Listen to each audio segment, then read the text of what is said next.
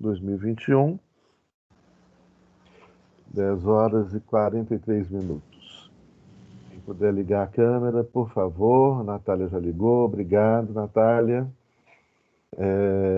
Maria Eduarda, Pedro, Manuela, que ótimo. Bom dia, professor. Bom dia, Aurora, Lucas também. Bom, então, na aula de ontem, nós caminhamos ainda com esses fundamentos, né, da racionalidade moderna, como é que se estrutura a racionalidade moderna. Hoje vamos trabalhar, então, esse último elemento que marca ou que nos ajuda a entender essa racionalidade moderna.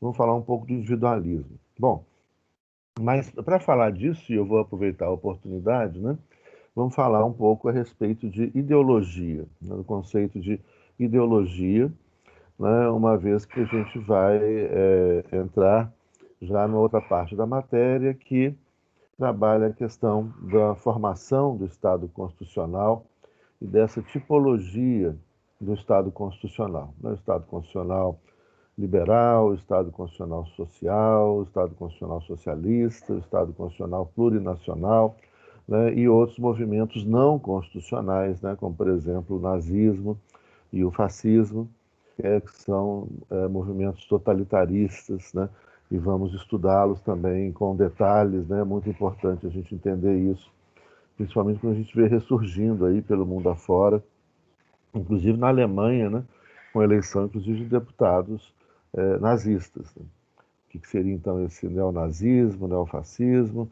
sua conexão com o nazismo, o fascismo da década de 1920, 1930 do século passado. Bom, mas antes a gente vai fechar essa questão, né, dos fundamentos da racionalidade moderna.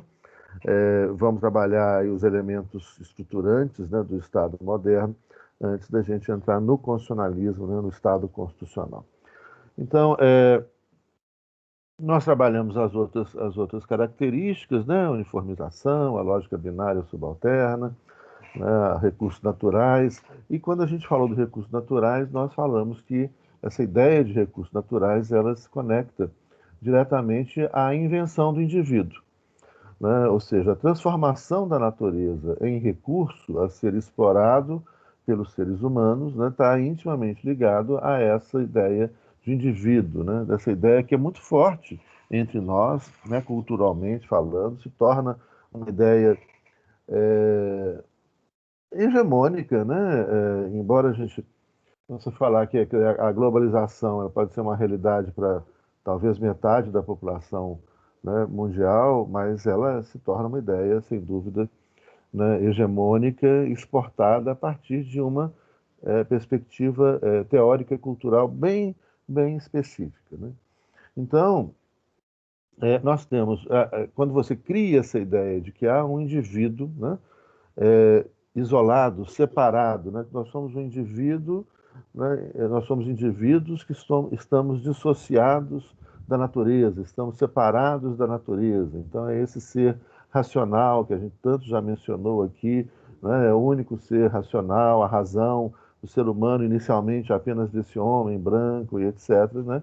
E quando a gente se separa, ou a gente se sente separado da natureza, né, isso faz com que se dê suporte a uma ideia que vem acompanhada, que marca, né, o desenvolvimento econômico capitalista e marca, então, portanto, essa construção do capitalismo nesses últimos 500 anos, né, que é, então, a ideia que nós temos a natureza para ser explorada. A natureza está a nosso serviço. Então, nós, seres racionais, né, podemos e devemos explorar a natureza para extrair da natureza o nosso conforto, né, os bens que a gente produz para o nosso bem-estar, para o nosso conforto, e assim por diante.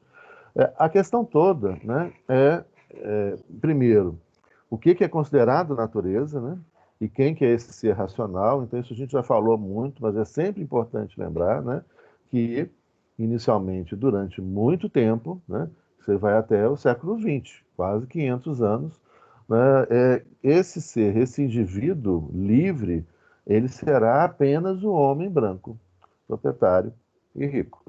E é esse homem branco, proprietário e rico, que as constituições liberais irão proteger exclusivamente. Nós vamos ver mais adiante.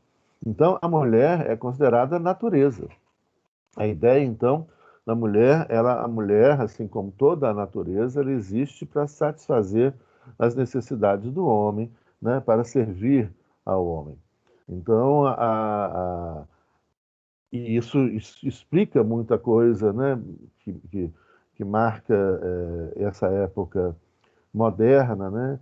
E, por exemplo, até hoje, né, os grupos, nós já comentamos isso, né, quando falamos, né, do desempoderamento da mulher, né, quando se inaugura a modernidade, e indicamos aquele livro O Caliban e a Bruxa, né, como que o número de estupros entre as mulheres originárias de povos indígenas é muito, muito superior aos demais grupos, né? Mas que é algo assim que é uma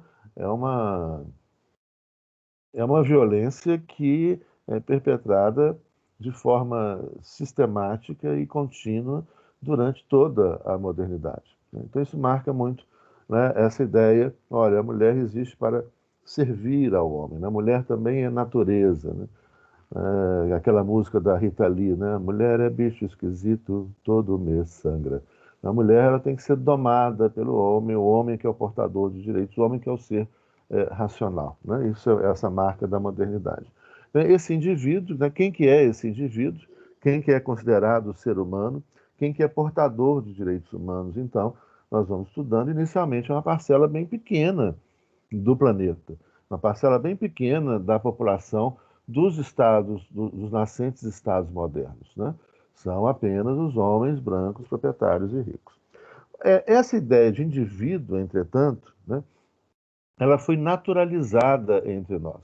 Então, nós aprendemos, né, assim, a gente ouve isso desde que a gente nasceu, de que o ser humano ele é naturalmente individualista, né? Que o ser humano ele é naturalmente egoísta. Isso também a gente já falou bastante, né? Não vamos repetir muito, né? Isso não é verdade, isso é uma inverdade, né, histórica, né? O ser humano só sobreviveu justamente por ser gregário, né? Nós somos seres comunitários, né? Nós dependemos, né, dos outros, das outras pessoas, né? Então, isso é uma mentira, mas é uma construção ideológica moderna, né? O individualismo é uma construção ideológica moderna. Ele não é natural. Ele não é uma condição da natureza. Inclusive, hoje, ciências, né, modernas, na contemporaneidade, né, já derrubaram, aliás, a física quântica há 100 anos, já derrubou essa ideia de que há um indivíduo separado de todo o resto, né?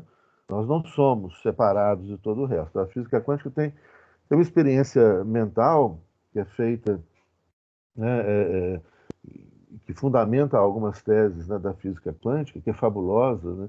E o estudo da física quântica para nós, enquanto filosofia, é muito importante, esclarece, né, muita coisa, né? E a física quântica, ela está aí, né? A gente não estaria usando, né, computadores e nada sem a física quântica, que cada vez, né, avança mais, de forma cada vez mais acelerada, criando possibilidades infinitas, né, para o conhecimento nosso, nossa relação com a vida e com o universo. Tem uma experiência que diz o seguinte: dois átomos criados no mesmo momento e enviados para uma enorme distância, né, 1 ano-luz, 10 anos, 1.000 anos-luz, 1 milhão, não importa, uma distância gigante, né? O que acontece em um átomo, né, acontece imediatamente com o outro átomo, se esses dois átomos foram criados no mesmo momento. Lembrando, então, né, que o universo que a gente vive, né, é composto por átomos, tudo é átomo, né?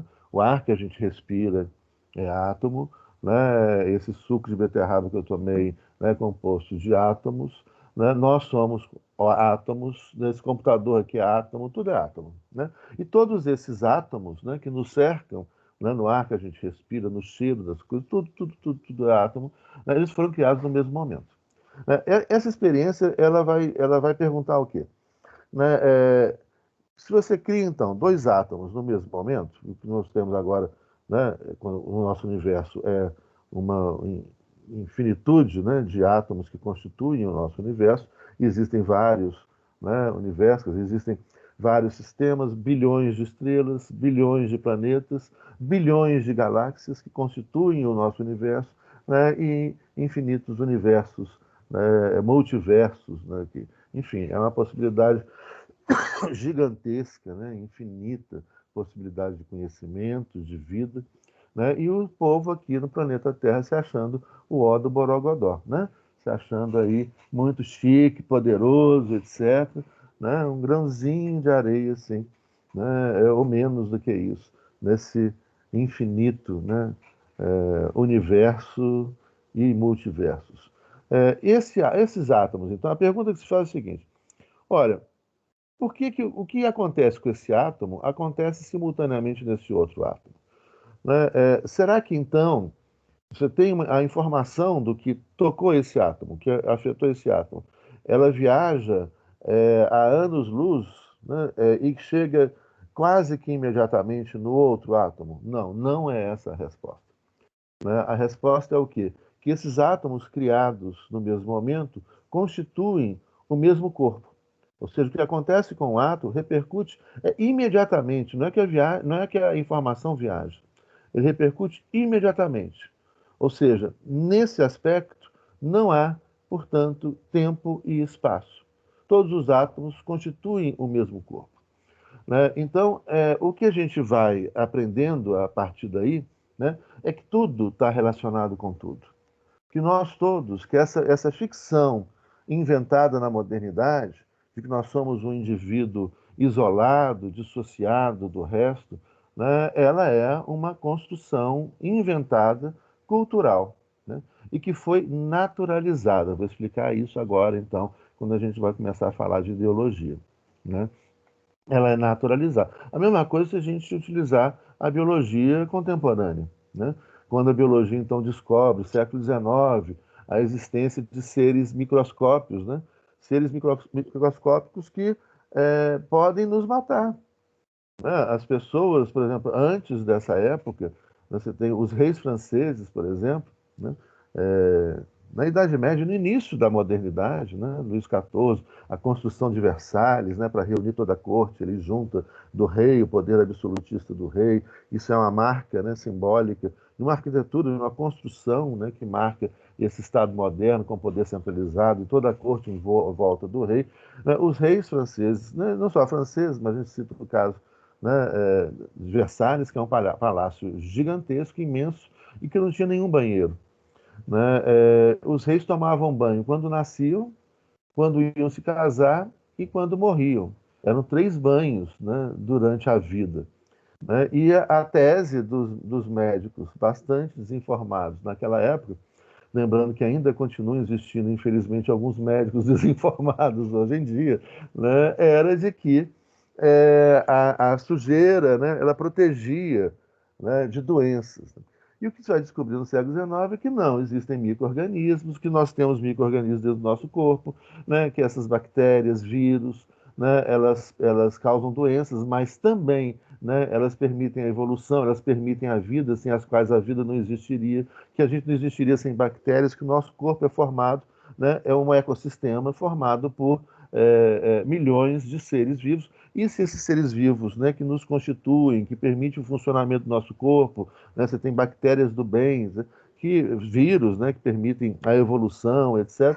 Se esses seres vivos se desequilibrarem, ou seja, se o nosso ecossistema, nosso corpo é um ecossistema, se esse ecossistema se desequilibra, né, a gente morre, né? E nós, portanto, somos um ecossistema, né, que constituímos um outro ecossistema, que integra um outro ecossistema, que integra um outro ecossistema, e que vai assim até aonde a gente, né, nem de longe ainda é capaz de conhecer.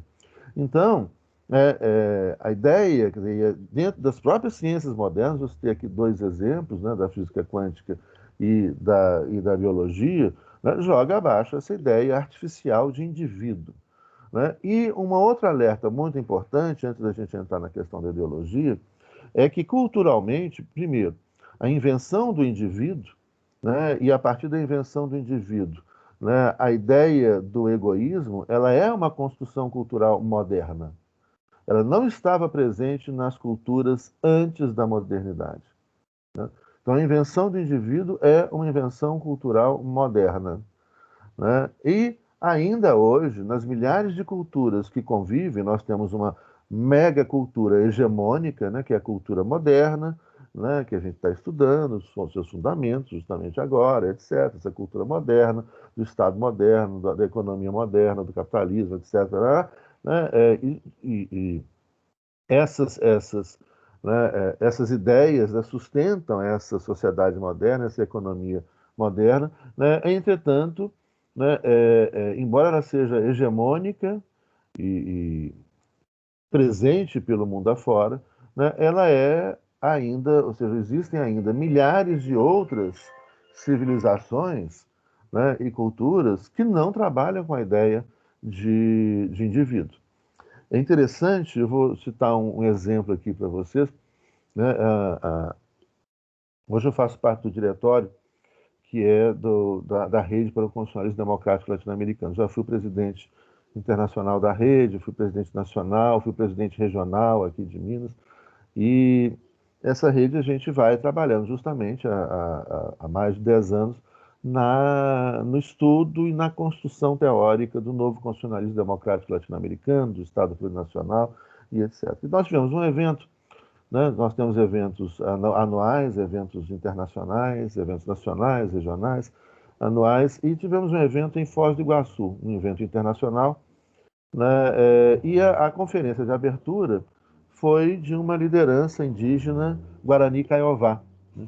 Que é forte ali naquela região de Foz do Iguaçu. Foz do Iguaçu também tem uma outra característica interessante, que é ali o município brasileiro e aquela região com a maior presença islâmica, né, do Brasil. A comunidade islâmica em Foz do Iguaçu é muito grande.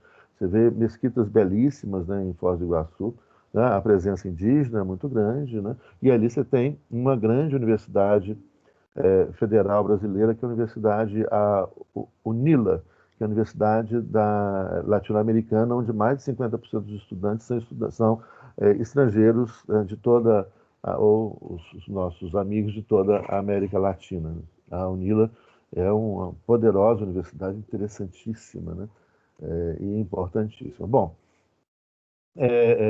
naquela ocasião, a conferência inicial, então, foi dessa liderança indígena, e ele pediu licença para começar falando, né, no idioma dele, em Guarani. Né? A plateia era grande, né? Ele falou, olha, eu queria pedir licença para, nos 2 minutos, 3 minutos iniciais, me dirigir ao meu povo, que está aqui no auditório também, no meu idioma, e depois eu passo para o português. Então, assim, ele fez, né? Ele falou uns 5 minutos em Guarani, e eu, assim, muito curioso, né? Eu não falo Guarani, não entendo, gostaria até, ainda tenho vontade de estudar, ainda vou estudar. Mas eu comecei a notar, não estava entendendo nada, né? Mas eu comecei a notar que ele falava, de repente aparecia uma palavrinha em português. Ele falava, aparecia outra palavra em português. E eu comecei a notar essas palavras em português que estavam no discurso dele. Depois, então, ele começou a falar em português e nos contou o que ele tinha falado. E é muito interessante, né? Porque as palavras que ele usava em português eram palavras que não existiam, palavras correspondentes, né, nem ideias correspondentes no idioma dele.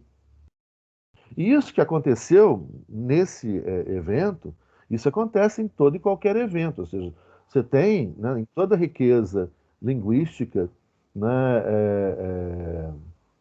Oi, Samara, bom dia. Em toda a riqueza linguística, né, milhares de idiomas,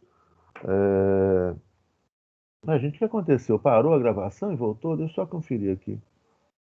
Não, tá gravando. Bom, não, tá direito. Então, em toda essa riqueza e diversidade linguística, é óbvio, gente, né? Isso aí é muito importante vocês começarem a... Gravem isso, é uma ideia muito importante, né? As palavras, né? Ou seja, por exemplo, quando você traduz uma obra literária, né, ou filosófica, teológica e etc., né, o grande desafio é que não existem os mesmos sentidos né, em culturas diferentes. Ou seja, culturas diferentes, isso que a gente chama de um pluralismo cultural e um pluralismo epistemológico. Ou seja, culturas diferentes, né, conhecem o mundo de forma diferente, experimentam o mundo de forma diferente, né, sentem de forma diferente. Isso é muito importante. Existia uma coleção, eu tinha essa coleção, gente, mas ela sumiu, assim, uma tristeza dessas mudanças que a gente faz, às vezes. Era uma coleção de livros riquíssima, depois eu vou até procurar, talvez encontre em PDF, né? Que falava, que estudava, por exemplo, como as pessoas sentiam e se relacionavam em determinadas culturas, em determinadas épocas da história da humanidade. Né? Então, por exemplo, olha, aí tem muita coisa, né, para a gente falar a respeito disso, mas a relação que a gente tem, por exemplo, com a vida, com determinados eventos da nossa vida, né, com o amor, com a morte, ela é completamente diferente em culturas diferentes. Por exemplo, na cultura originária, asteca, maia, zapoteca, ali no México hoje, né? O México eu ia, né, antes dessa coisa, eu ia quase todo ano ao México, faço parte lá de um grupo de pesquisa de professores, são 100 professores doutores da Universidade Nacional Autônoma do México, que trabalham o Estado internacional de direito, né? E ia muito. E uma vez, a primeira vez quando eu passei a integrar esse grupo, foi em 2008, né? Eu fui lá, mentira, 2009. E meu pai tinha falecido faziam assim dois meses. E aí eu cheguei lá, fui no dia, estava lá no Dia dos Mortos, dia 2, né? E no Dia dos Mortos, os mexicanos se encontram para festejar, né? Então eles vão para os cemitérios e em torno dos túmulos eles cantam, dançam, tomam tequila, né? Fazem o que eles chamam de pan de muerto, que é um pão que eles fazem para essa ocasião, né? Fazem altares da pessoa. Então nos altares das pessoas, você vai andando pela cidade cheio de altares assim, né, ou nos cemitérios, nas casas das pessoas, né, em locais públicos. E aí tem a foto da pessoa que faleceu, né, com as coisas que ela gostava. Então, geralmente, o homem sempre tem uma tequilazinha ali, né, e aí vai colocando assim em volta, cria um altar. Assim. E cantam, dançam, etc. Ou seja, nessa cultura, a morte ela é uma libertação, né? Ou seja, é uma coisa que nos liberta do peso desse corpo e ela é comemorada, né? E é só para contar a curiosidade dessa que aconteceu comigo, assim, nesse Dia dos Mortos, eu estava com minha esposa e falou, vamos comer alguma coisa ali, estava no Zócalo, né, que é aquela praça gigante que tem no México, né? E ali o povo brincando, etc. As pessoas se vestem de caveira, né? As crianças se vestem, né, de caveira também, etc. E aí eu falei, então, vamos comer ali, tinha um restaurante, né, com carne argentina, assim, numa esquina, então, vamos comer ali. Eu sentei no restaurante, tinha um cara tocando boleros mexicanos, né? O bolero é uma música essencialmente mexicana, é latino-americana, mas fortemente mexicana. E aí o cara tocando bolero e tudo, eu sentei. Eu pedi uma tequila pequenininha para mim, minha esposa pediu uma tequila também, e eu puxei uma cadeira para o meu pai, né, falecido, e pedi uma tequila para ele. E aí, então, gente, olha, isso aí é verdade, até hoje me arrepia. Um minuto depois, né, que eu sentei, puxei a cadeira, o cara que estava tocando violão começou a tocar a música que meu pai mais gostava. E o mais curioso, não era uma música mexicana, era uma música italiana. E o cara estava tocando só bolero, aquela música Audi lá. Nossa, na hora que ele começou a tocar, ele falou, gente, papai tá aqui. Aí eu tomei minha tequila, a tequila da minha esposa, a tequila do papai. Tomei. Eu falo, não, tá aqui. Até hoje me arrepia. Claro, eu tava ali, né? Enfim, mas essas questões culturais, isso é um registro muito importante, né, de como que culturas diferentes percebem as coisas da vida, as coisas mais variadas, sentem as coisas de forma diferente. As pessoas não sentem os eventos da vida, né, sem ser intermediado pela cultura. A cultura sempre vai intermediar os eventos da nossa vida. Então, a forma como a gente sente as coisas, que é um outro exemplo, né, o amor romântico. Esse amor romântico que a gente aprendeu Eu acho que talvez hoje... vocês ainda têm muito amor romântico, né? Tem sim, embora vocês estejam mais, não sei assim, fluidos, né? Vocês namoram um monte de gente, assim, né? Mas ainda, eu acho que ainda vocês são muito românticos. Eu acho, posso estar equivocado, minha visão, assim, né? Mas esse amor romântico é uma invenção do século XIX, né? Essa coisa, então, de você, né, se apaixonar, né, perdidamente por uma pessoa e não sei o quê, ela é uma construção cultural. Isso não existe em todas as culturas. E nem sempre existiu na história da humanidade. Então, assim, o que é importante nessa ideia pois é, o amor líquido. Hoje está mais amor líquido do que amor romântico. Eu acho que o amor romântico, para alguns, já acabou. Eu sou um romântico, mas mas é bem minha época, assim, né? Aquela coisa de dar flores, assim, de ficar perdidamente apaixonado, de não dormir, né? Isso é cultural. O sentir é cultural. O compreender é cultural. Então, voltemos, né? Eu acho que perdeu muito, viu? Tá assim, tudo, aquelas coisas assim, fica com um monte de gente, se namora todo mundo. Virou um amor de consumo, né? Assim. Mas sem crítica, tá? Não vou criticando vocês, não. É assim, só mesmo. Né? Assim, são formas culturais distintas, né? E as culturas vão mudando. E a relação e a forma como a gente se sente muda. E a mesma coisa, gente, diz respeito às palavras. Então, aqui a gente enfrenta algo que é muito importante, principalmente quando a gente fala em direito e religião, né? Em hermenêutica jurídica, interpretação do texto da lei, né? E interpretação dos textos sagrados, por exemplo, né? Então, por exemplo, vocês vão estudar ainda mais na frente hermenêutica constitucional, né? Mas quando a gente pega uma determinada palavra na Constituição, né? Você tem palavras, são palavras cheias de sentido. Então, são palavras que a gente chama, às vezes, de palavras viajantes. As palavras, elas mudam o seu sentido, a sua percepção, a sua compreensão no tempo, né? Eu já mencionei isso lá nas primeiras aulas, mas vou só lembrá-los disso, né? É que como que essas palavras, como por exemplo, igualdade, o princípio da igualdade jurídica. Você fala assim, o princípio da igualdade jurídica, olha, né? Obrigado, Isadora, não perderei. Embora a gente apanhe muito na vida, né? Mas a gente não. Mas eu resisto. Né? Mas assim, essas palavras são palavras que têm compreensões, sentidos diferentes em épocas diferentes. E a gente fala palavras viajantes, palavras que viajam no tempo, né? Ou palavras cheias de significados, né? Então, por exemplo, a palavra liberdade. Olha, é super complexo, super complexo. E será que, para a gente entender o que um povo em qualquer outro lugar do planeta, né? Seja na própria América, né? Na África, Europa, Ásia, Oceania, né? O que que é liberdade? Ou qual o sentido que essa palavra liberdade, né, passa para esse povo? É dificílimo isso. Portanto, quando você pega, por exemplo, um texto filosófico, um texto literário, uma poesia, poesia é intraduzível. Quem traduz poesia, né, vocês já devem ter lido poesias traduzidas, na verdade, o tradutor, ele faz uma outra poesia, não tem como traduzir poesia. Poesia é sentimento, né? Então, no máximo que o tradutor consegue é passar o sentimento que o tradutor teve a partir daquela poesia para a gente.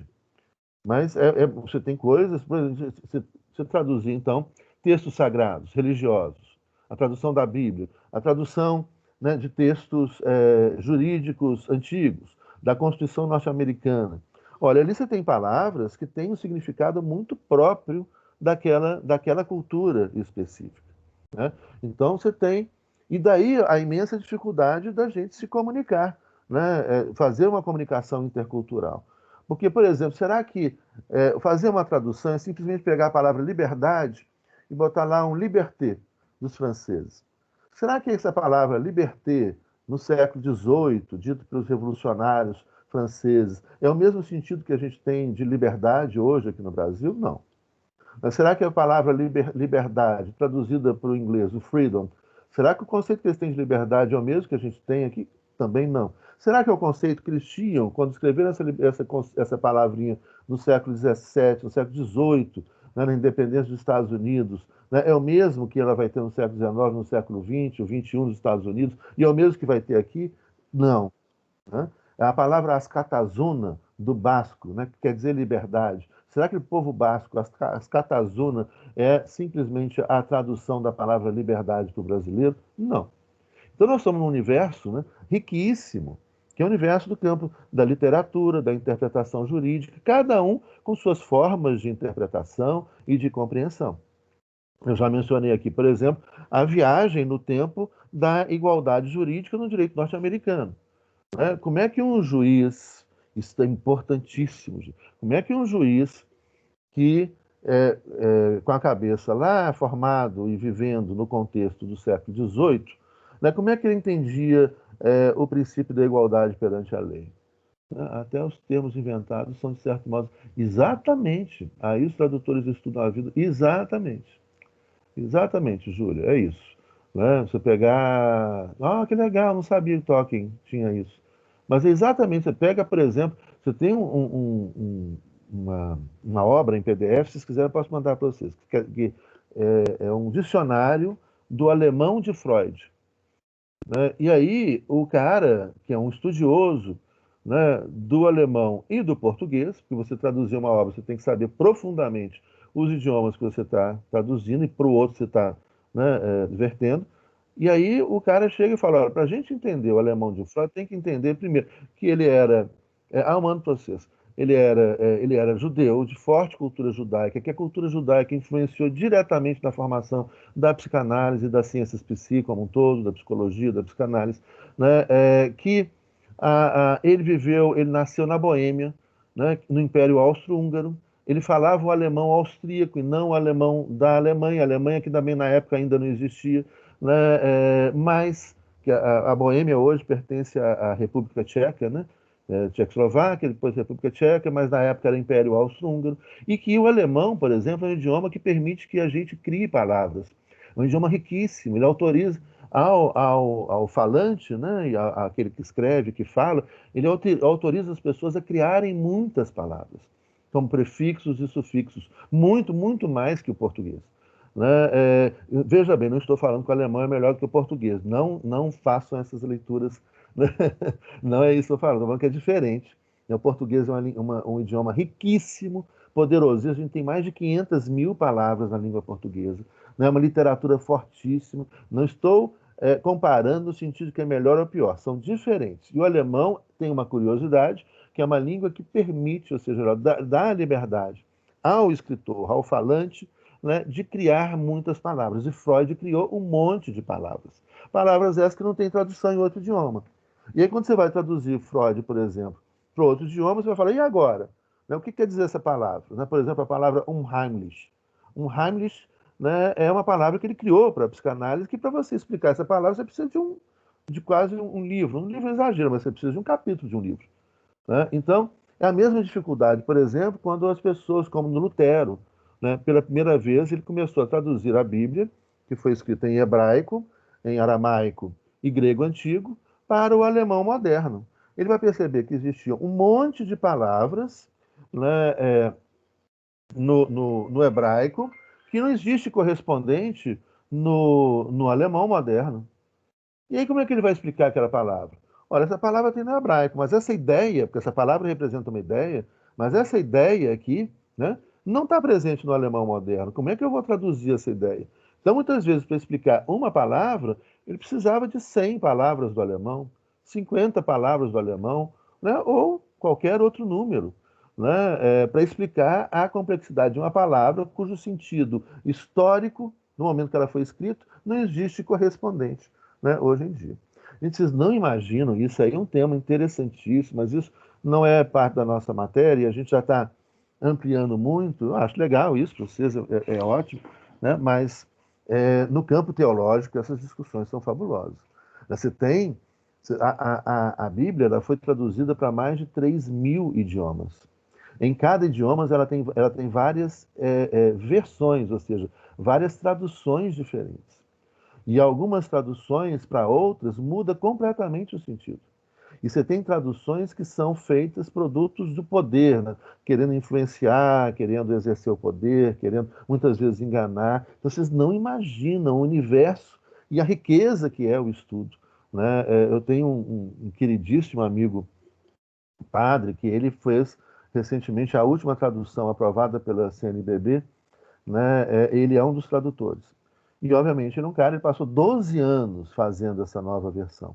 Né? E ele fala, para poder fazer a tradução, ele tem que conhecer profundamente a língua portuguesa, para a qual ele fez a versão, né? E conhecer profundamente o hebraico, né? Antigo, não o hebraico hoje falado no Estado de Israel, o hebraico antigo, o aramaico, né? A língua de Jesus, e o grego antigo, não o grego hoje falado na Grécia, o grego antigo, né, para poder fazer, então, e aí encontrar o sentido que aquela palavra tinha quando foi escrita. Professor de alemão que o senhor disse, conhece da UFMG? Não, não. É de língua germânica. Ela é professora de línguas germânicas, do departamento de línguas germânicas. Que aí entra o alemão, o inglês, o holandês, o norueguês, o sueco, né? Não é não. Mas é. Bom, então, voltando aqui, para o nosso, né, caminho, então a gente tem, né, toda essa complexidade, essa imensa diversidade, né, dessas compreensões do mundo. E eu comecei a falar isso justamente para trazer a ideia do indivíduo. A palavra indivíduo que representa um significante, né, que tem um significado. Então, a escrita, né, com signos, né, indivíduo, cada IND, cada coisinha, cada letrinha é um signo, né? A palavra indivíduo também é um signo, né? Mas ela é um significante, porque atrás dela tem uma ideia, né? Então, ela é um significante que vai ter um significado específico que foi inventado na modernidade. Indivíduo, então, é uma palavra que não existe correspondente em vários outros idiomas, né? Onde, então, essas pessoas partem de uma percepção, né, de que elas são parte de algo maior. Então, para a gente tentar traduzir isso, e olha, olha que rico, e olha a dificuldade disso, né?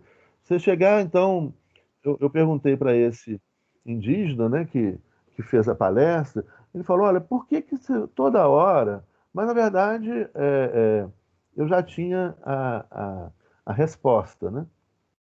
Isadora, eu vou explicando aqui que eu vou e volto. Então, é claro que eu já tinha percebido a resposta.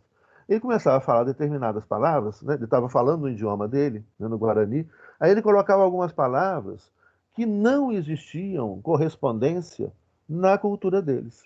Entre essas palavras estava lá indivíduo, isso, indivíduo, egoísmo, competição. Não existia isso. Não existiam esses conceitos no idioma. Não existem esses conceitos na maioria. Nos idiomas antigos não existem esses conceitos. Não é que não existiam esses conceitos. Né? Então, essa coisa de falar, o ser humano, ele é naturalmente egoísta. Mentira. Grosseira. Grosseira mentira. O ser humano um individualismo é natural ao ser humano. Grosseira mentira. Não existia nem a palavra, né? Não existia a ideia disso, né? Como é que esses povos eles percebem a vida? Eles se percebem justamente como a ecologia contemporânea, a ecologia integral hoje que o Papa Francisco defende, né? A ideia da ecocêntrica, do novo constitucionalismo democrático latino-americano. Ou seja, como é que essas pessoas se percebem? Se percebem como parte de algo maior, né? Assim que essas pessoas se percebem. Então, essas pessoas, por exemplo, não se sentem, né, autorizadas a destruir algo do qual elas fazem parte. Então, o depoimento desse indígena, ele foi assim, muito triste, porque ele falava, olha, estão matando o meu corpo. Ele se vê, assim, vou tentar explicar o que ele me falou, mas seria assim, é como eles se veem, né, esse grupo originário culturalmente, se vê como se fosse um órgão da floresta. Ou seja, nós somos algo que integra o corpo da floresta. Assim como a física quântica fala que nós somos algo que integra o corpo do universo. Então nós somos algo que integra o corpo da floresta. Se você machuca a floresta, machuca a gente. Olha o sentimento desse povo, né, que viveu a morte do Rio Doce aqui, e de quantas populações ribeirinhas, de quantos povos originários viviam aqui com o Rio Doce. O rio é parte deles. Né? Se você faz a mineração de uma montanha e destrói a montanha, né, você está tirando parte do corpo dessas pessoas. É assim culturalmente que eles percebem a vida, né? E é muito interessante é que assim a gente deu tanta volta na modernidade para voltar a essa ideia pela física quântica e pela biologia contemporânea, né? E pelos estudos, né, ecocêntricos, inclusive o direito ecocêntrico, de perceber que nós somos parte disso, né? E assim, só que tá bom, estou me fazendo entender. Então aqui nós vamos para o segundo ponto, que é muito importante quando a gente teoriza a respeito do individualismo, né? Então, o individualismo, ele é uma construção, né, moderna, ele é uma invenção moderna, ele não é uma condição humana, assim como o egoísmo não é uma condição humana. Aliás, o egoísmo é interessante, né, porque o egoísmo ele sempre desequilibra os ecossistemas. Então, quando aparece alguma célula egoísta, né, algum átomo, alguma coisa que isso desequilibra e leva à morte do sistema. Então, o egoísmo leva à morte do sistema e nós estamos morrendo enquanto humanidade, né? E o planeta está morrendo enquanto humanidade, né? Os nossos sistemas políticos, jurídicos estão morrendo por causa do egoísmo naturalizado nesses últimos, né, 400 anos, aí, 400, 500 anos. Então, uma célula cancerígena, ela é uma célula egoísta. E por isso que ela mata o sistema, né? Ela se destaca do sistema e ela começa a engolir outras células, né? Ela é a célula egoísta. Ela é aquela que quer que os outros, ela quer mais. Ela quer o que os outros têm, né? Ela vai matar o sistema. Bom, e aí então, essa naturalização, como ela é feita? Então vamos agora para uma parte 2. Vamos entender o que significa ideologia. Ideologia é uma outra palavrinha. Atrás dessa palavra, atrás desse significante ideologia, formado por vários signos, letrinhas. A ideologia é mesmo um signo, significante, porque atrás dela tem um monte de sentidos, palavras e teorias. Então, a palavra ideologia, e daí é uma coisa muito interessante quando a gente fala em falar um idioma, né? A palavra ideologia, tem um livro que nós trabalhamos uma vez no doutorado, já tem alguns anos, né, que chama Um Mapa da Ideologia. Esse livro é de um filósofo e psicanalista chamado Slavoj Zizek. Um Mapa da Ideologia. Vocês encontram em PDF gratuitamente. Um Mapa da Ideologia. Bom, não é um livro para vocês lerem como romance, é um livro para ler uma página cada dia, aí deixa ele repousar assim debaixo do travesseiro, né? Aí você lê uma outra página, aí a gente não entende nada, aí a gente volta a ler, aí de repente a gente entende, aí fica feliz, ei, eu fui para a página 3. Mas quando a gente acaba, dá uma satisfação, uma felicidade, mas é um livro que exige paciência. Alguns capítulos são mais tranquilos que os outros, né? Nesse livro, o Zizek ele escreve a introdução, onde ele estabelece uma classificação da palavra ideologia, escreve a conclusão, e são 15 capítulos onde ele transcreve, né, 15 textos de 15 teóricos diferentes que teorizam de maneira diferente a mesma palavra ideologia. Então, quando a pessoa chegar para vocês e falar assim, a ideologia é isso, aí vocês podem falar, não, fulano, começa lendo esse livro ali, vocês vão ver que ideologia é isso, é aquilo outro, é um monte de teoria, um monte de ideia, um monte de discussão extremamente rica, extremamente complexa e importantíssima para a gente entender. Então, são como palavras, essa palavra cheia, né? Essa é uma palavra super cheia, a palavra ideologia. O Zizek, ele trabalha, ele divide, é o que eu vou trabalhar com vocês aqui agora, então justamente para a gente, né, poder chegar ao final do curso e ao final da aula.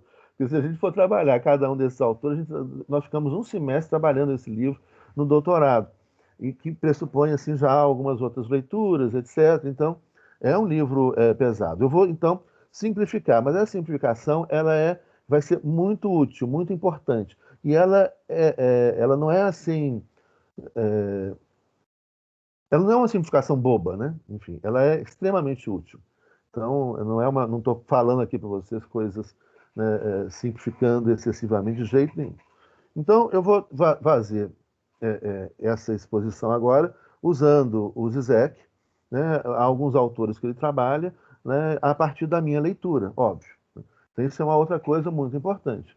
Nós sempre interagimos com o texto. Então, isso é uma outra coisa que eu aprendi no curso de Língua e Literatura Francesa. Cada pessoa que lê um romance, uma obra literária, ela vai extrair algo diferente. Nunca as pessoas leem do mesmo jeito a mesma obra literária. Nunca as imagens que aquela obra literária traz à nossa mente é a mesma. Olha que sensacional o que é um livro, né? Um livro nunca é lido do mesmo jeito, né? Nem pela mesma pessoa. Reparem isso. Vocês vão ler um livro agora, né? Daqui a 10 anos vocês lerem o mesmo livro, ou vocês pegarem um livro que vocês leram há 5 anos atrás e vão reler agora, vocês vão extrair outras imagens, outras ideias, outra coisa do livro. Olha que lindo que é esse mundo de interpretação, né? A riqueza. A mesma coisa, viagem que a gente faz, né? Vocês já pensaram nisso? Às vezes, o lugar que a gente vai nunca é o mesmo, né? Às vezes a gente vai e faz uma viagem de turismo a um determinado lugar, você vê de um jeito, depois você faz uma viagem de trabalho, você vê de um outro jeito. Aí depois você faz uma viagem aí, encontra um grande amor romântico nesse lugar. Aí o lugar fica o lugar mais lindo do mundo. Enfim, né, as formas como a gente percebe, né, sente, né, são muito diferentes. Fala nisso? Legal, pois é. Então, não, na Idade Média não existia o individualismo. Não, o individualismo é uma invenção moderna. Essa leitura que se faz, por exemplo, dos gregos individualistas, né, isso não existia. A cultura grega não era uma cultura individualista. Não existia essa ideia do indivíduo dissociado da natureza, que usa a natureza para ser explorada, né? Esse indivíduo, essa ideia que a gente tem muito, né? É o que a gente sente, a gente aprendeu a sentir dessa maneira, né? E a gente vai se isolando muito, né? Que é um dos grandes problemas contemporâneos. Daí vem a depressão, né? Daí vem as fobias, né? Freud é um sujeito moderno. A leitura freudiana, ela analisa o sujeito moderno. Então é uma outra coisa interessante. Freud tem nome, tem lugar e tempo, né? Ele é o grande tradutor da psique do sujeito moderno, né? Mas, por exemplo, a teoria dele não vai servir para a gente entender a psique de um sujeito grego há 2000 anos atrás, né? Nem de um indígena hoje, né? Porque é uma outra estrutura psíquica, né? É uma outra forma de se relacionar com o mundo, com a vida e consigo mesmo, né? Então são outras estruturas psíquicas. É... Ué, Aurora, vou pensar aqui, legal, tá. Quando a aula é presencial, eu faço muito desenho no quadro.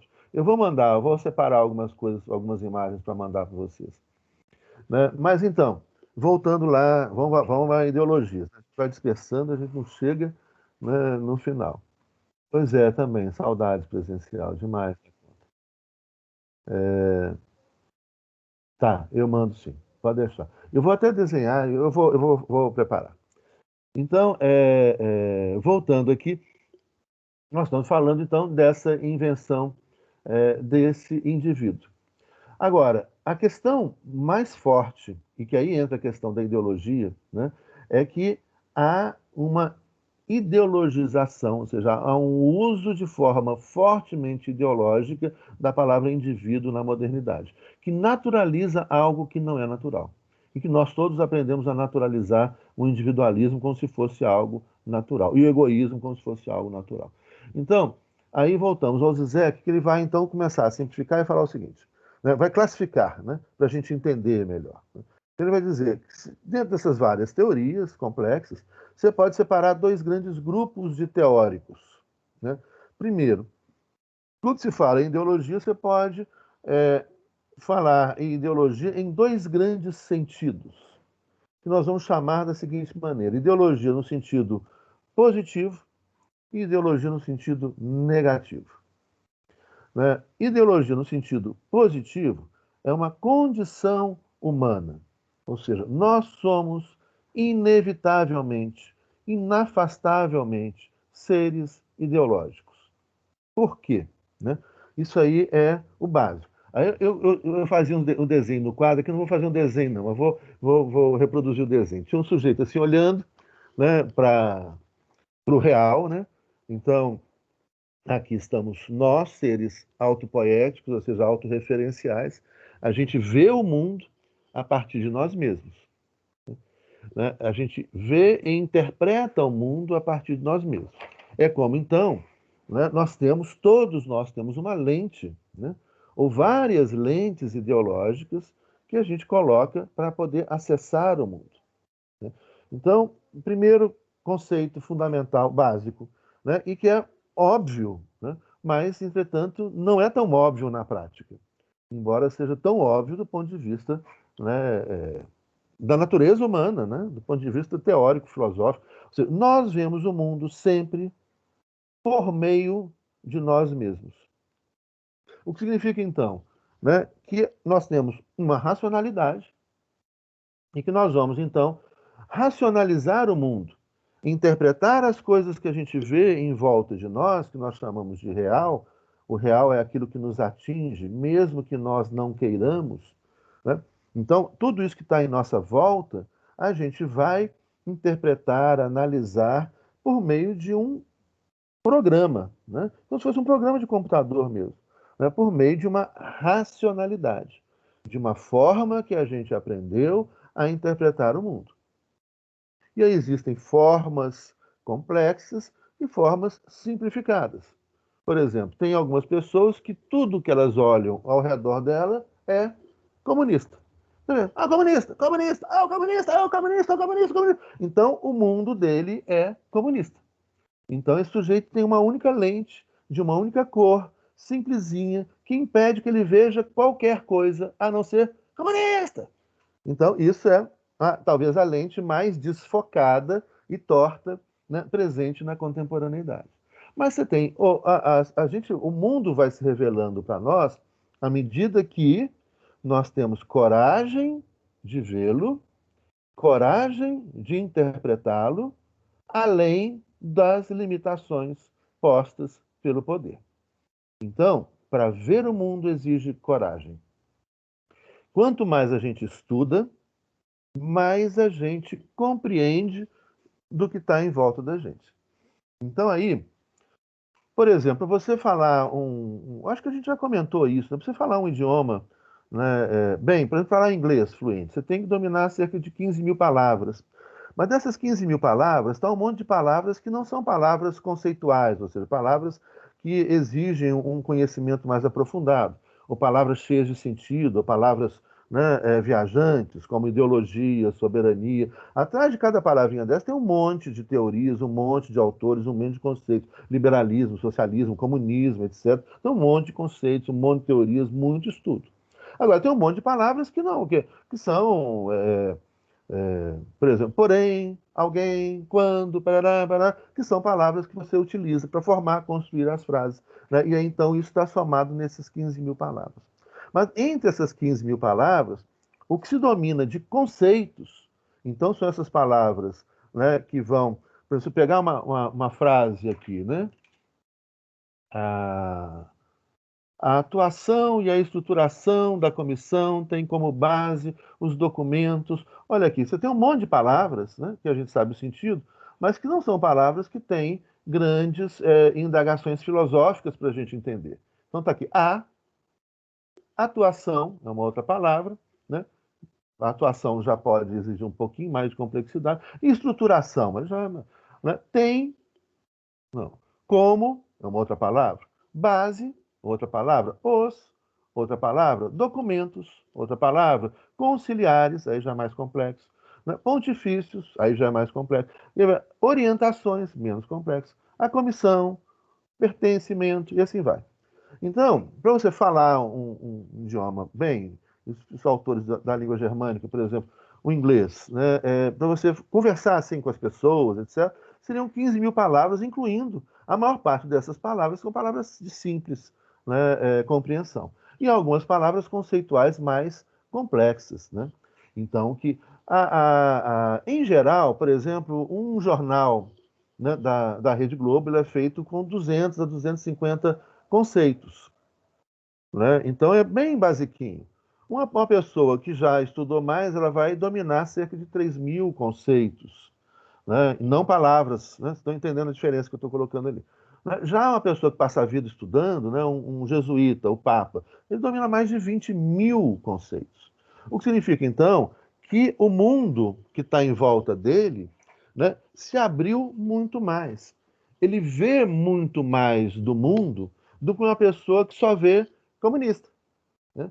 Ele vê um monte de coisas. Inclusive, quando ele vê comunista, ele vê um monte de teorias, milhares de autores, centenas de experiências, né?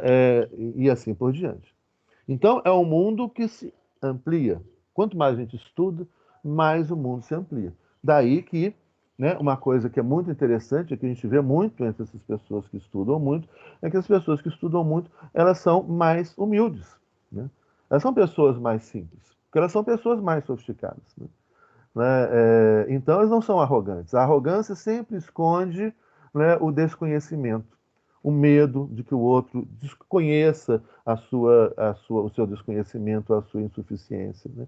Então, a arrogância, ela é inimiga do conhecimento, a certeza é inimiga do conhecimento e assim por diante. Do lado ou ao contrário, quanto mais você vê que a pessoa estuda, mais simples é a pessoa, né?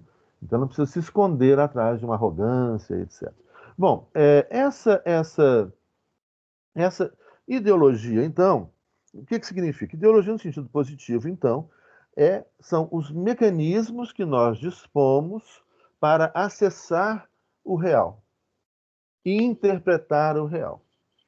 Então, uma coisa que passa pela discussão da filosofia, da teologia, né, e do direito, da filosofia do direito, é o quê? Primeiro, nós, então, o que está fora de nós, o que a gente chama de real, né, que vai ser chamado pela teologia de Deus, né, de a verdade, né, eu sou a verdade e a vida, né, Deus, né, ou o todo, o tudo, né, da física quântica, os multiversos da física quântica, né, pode ser chamado de Deus, né, é essa amplitude infinita, inacessível para nós na condição humana, né?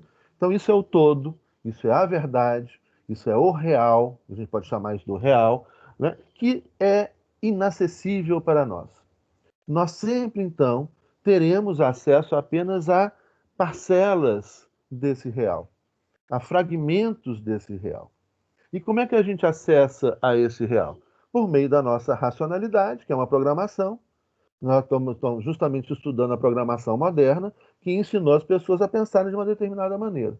E esse sujeito moderno, portanto, ele vai perceber um monte de coisa, mas ele não vai perceber um monte de outras coisas, porque ele não está programado para perceber um monte de outras coisas. Já uma pessoa com uma outra racionalidade, uma outra cultura, vai perceber um monte de coisa que a gente não percebe, mas não vai perceber um monte de coisa que a gente percebe. E que é isso que é interessantíssimo quando a gente fala em pluralismo cultural, diversidade cultural, direito à diversidade, direito a ser diferente, direito à diversidade religiosa, direito à diversidade cultural, direito à diversidade epistemológica. Nós estamos falando em que, olha, não vamos perder aquilo que as outras pessoas, as outras civilizações, as outras religiões têm para nos ensinar. Seria uma grande pena que a gente não aprendesse com os outros. E mais pena ainda, que a gente matasse os que pensam diferente da gente, como a gente vem matando há 500 anos. Isso é uma grande pena. A gente está perdendo muita coisa. A gente está perdendo muitas gramáticas, né? A gente está perdendo muita sensibilidade. Muita coisa importante quando a gente não aceita o outro, quando a gente não ouve o outro, quando a gente não se interessa pelo outro e quando a gente pune o outro por ser diferente, né? E é o que mais a gente tem feito e continua fazendo, né, hoje em dia. Ah, os comunistas! Isso isso, se não fosse trágico, né, seria como? A física é quântica, os caras falam que a física quântica é comunista. Mas então, é o outro, mata, prende, arrebenta, joga pedra, né? Tá aí, olha só, joga a pedra. Isso aí, ensinamento de Jesus Cristo. O que que ele ensinou, né? Aquele que não tem pecado, que atire a primeira pedra. Quem é que joga pedra, gente? Quem joga pedra é o louco fanático que acha que não tem pecado. Quem atira a pedra é muito perigoso, né? Quem atira a pedra é o arrogante que acha que ele é puro, que o bem, ele é o sujeito de bem. Esse é o que atira a pedra. Esse foi que Jesus condenou.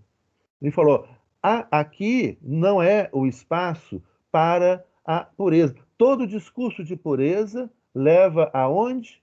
Ao extermínio, à morte, à violência, à tortura. Isso é, né, o discurso nos sistemas totalitários, todos. Né? O nazismo. O que era a defesa do nazismo? A pureza racial. Olha o que os caras vão fazer por causa da tal pureza racial. Daí Jesus fala: olha, aqui não é lugar, né? Aqui a gente peca, erra, a gente aprende com os erros. Né? Então, aquele que não tem pecado que atira a primeira pedra. O problema hoje é que tem um monte de gente que atira pedra. Tem um monte de gente delirante, louca, que acha que é puro. É aí que é muito doido. Né? E que mais? Pior ainda, se dizem cristãos.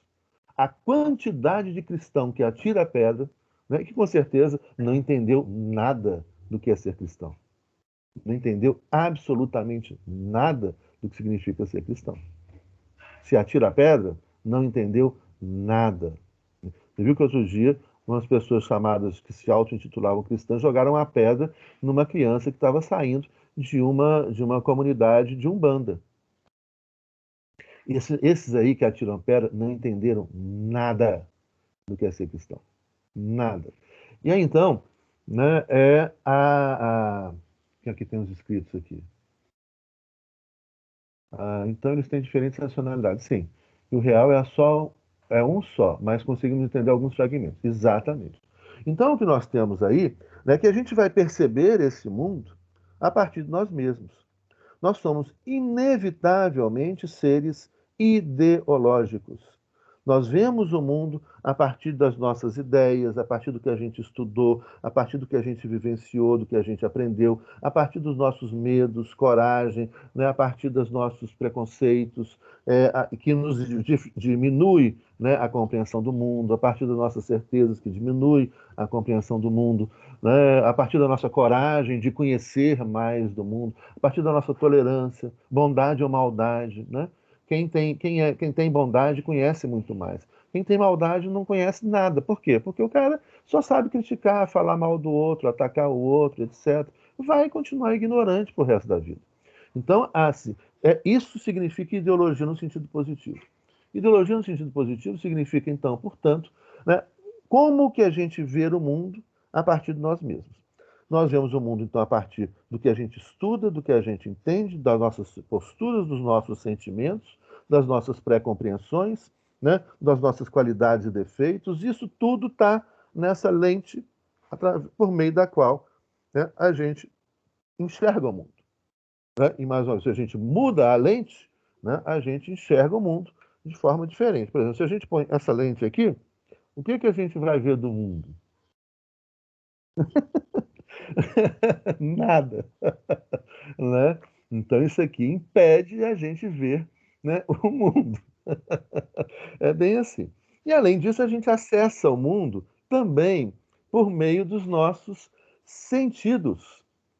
Olha que interessante. Tem os caras da biologia, né, o Maturana e o Varela, que vão falar, por exemplo, que é, animais diferentes têm sistemas de visão, sistemas oculares, né? Nosso aparelho ocular, né? A gente tem sistemas de formas de ver, de enxergar diferentes dos animais. Então você tem animais, por exemplo, o aparelho óptico do ser humano, ele não é dos mais sofisticados entre os animais. Você tem animais que vê quase 360 graus, você tem animais que têm zoom, né, que vê e que aproxima a visão. Você tem animais, por exemplo, tem um livro muito interessante de um autor, ele é cientista e escreve romance de ficção científica. Eu adoro ficção científica. Ele chama China Miéville. Eu vou escrever o nome de vocês aqui, que quem se interessar de ficção científica hard, né? O cara é super. China Miéville. Aí. Esse cara é muito interessante. Ele tem um romance de ficção, agora eu não vou lembrar o nome. Eu li há mais tempo. Mas há mais tempo não é tanto tempo assim, não. Ele é um cara, um autor recente. Onde ele imagina um mundo onde as espécies se relacionam. Então, é um mundo interespécies, que é o próximo passo do direito, né? O mundo interespécies. Ou seja, hoje você já tem direitos dos animais, né? Você tem direito dos animais todos. Então, já é um mundo de convivência interespécie. Hoje nós já sabemos, né, que os animais pensam, sim, que tem cultura. Os animais desenvolvem culturas para eles viverem, que às vezes funcionam muito melhor. Aliás, às vezes, na maior parte dos casos, funciona muito melhor do que as nossas culturas, né? De muito conflito. Né? Os animais votam. Né? Lobos, por exemplo, quando vão caçar, você tem o líder da matilha, mas tem os outros, eles fazem, algumas espécies fazem votação entre eles. Pássaros votam para onde que eles vão voar. Você começa a descobrir assim, um monte de coisa maravilhosa, interessantíssima, né? Que começa a falar de um mundo interespécie. E aí, então, ele começa o livro ele falando lá de um romance, né? Romântico, olha só, entre um ser humano e uma insectoide. Né? E aí ele começa a falar, a filosofar sobre a visão da insectoide. Vocês gostam desses filmes de ficção científica? Eu adoro Star Wars, Star Trek, né? Adoro, amo. Aí tem um insectoide, como é que é a visão do inseto? A visão do inseto, olha que legal, gente. Vocês já viram assim, o olho de uma mosca, de uma coisa? É como se fosse vários, não sei se são pentágonos, vários formatos, assim, tudo igualzinho, muito perfeitinho, né? Só que o inseto é como se ele desse zoom. Não, ainda não, Isadora, vou chegar no ponto de vista negativo. É como se ele desse zoom, vários zooms simultâneos. Ou seja, teoricamente, um inseto, ele vê todos os detalhes de uma sala, aqui, como é que todos os detalhes dessa biblioteca, por exemplo, simultaneamente. Olha como é que é a cabeça do inseto, gente. Sensacional. Vocês já imaginaram como é que é o cálculo matemático para uma ave pousar? Sensacional. Nós somos incapazes desse cálculo matemático. Né? Como o golfinho se comunica por radar, mais sofisticado que muitos radares que os seres humanos criaram, né? Eles têm muitas coisas sofisticadas. Eles têm um monte de coisa que eles não têm. E a gente sai matando os caras, gente. A gente sai matando os bichos. Né? E aí, então, essa insectoide, ela vê, né, ela tem vários zooms ao mesmo tempo. E a cabeça dela monta o quebra-cabeça. A cabeça do inseto monta o quebra-cabeça daquele cenário onde ele é capaz de ter o zoom de vários objetos na sala ao mesmo tempo. Olha o poder desse bicho, gente. Daí que a gente tenta, assim, às vezes que a gente tenta pegar uma mosca, né, um pernilongo, a gente vai assim, achando que vai surpreender. Ele está vendo tudo, gente. Aí na hora que a gente vai chegar, ele já sumiu. Ele está vendo o zoom, né? Nosso dedo, nossa mão, tudo, tá dando em volta. Para onde que ele vai escapar? Sai voando, correndo ali. Né? Então, veja bem, nós somos intermediados por um aparelho óptico que não é dos mais sofisticados. E o Maturana e o Varela, ela já fundiu os dois. O Maturana e o Varela, né, eles vão trabalhar a visão dos animais e a visão do ser humano. Ele vai dizer, então, uma coisa interessantíssima do aparelho óptico nosso. O que a gente vê, e as cores que a gente vê, são construídas dentro do nosso cérebro. Ou seja, o nosso olhar, como fala, Maturana, como fala, sem nenhuma letra dobrada. E Varela, Varela tem o L dobrado. Maturana e Varela. São dois chilenos. Ele vai falar, por exemplo, que esse azul celeste, maravilhoso, do Cruzeiro Esporte Clube de Belo Horizonte, Academia do Futebol Mundial, que passa por um momento de reflexão, né? Ela vai falar que esse azul aqui, sim, positivo, positivo. Ela vai falar que esse azul é uma construção do nosso cérebro. Em outras palavras, o azul não pertence a esse objeto. Nós é que vemos a tampa desse objeto, nós aqui vemos esse objeto azul. Né? E vou falar, olha, tanto isso é verdade, que, por exemplo, quando o aparelho óptico ele tem um funcionamento diferente do padrão, né, ou seja, o daltônico, ele vai ver um outro registro de cor. Né? Então, isso é uma produção do nosso cérebro, ou seja, o que a gente vê, textura, cor, profundidade, etc., é uma construção do nosso cérebro. O que a gente está vendo não é uma janela para fora, mas é algo construído dentro da gente pelo aparelho óptico, onde entram frequências de onda por aqui, vão ser processados e, a partir, então, interpretados e se constrói a imagem.